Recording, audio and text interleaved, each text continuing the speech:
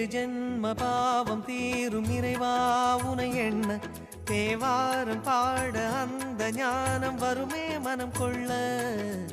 ஆதியான சிவனே சிவஜோதியான சிவனே ஆதியான சிவனே சிவஜோதியான சிவனே. ஏழு ஜென்ம பாவம் தீரும் இறைவா உனை எண்ண தேவாரம் பாட அந்த ஞானம் வருமே மனம் கொள்ள.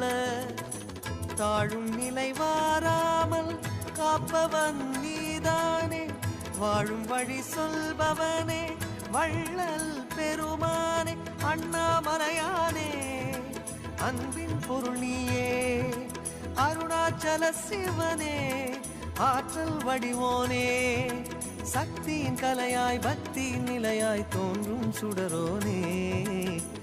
உன்னா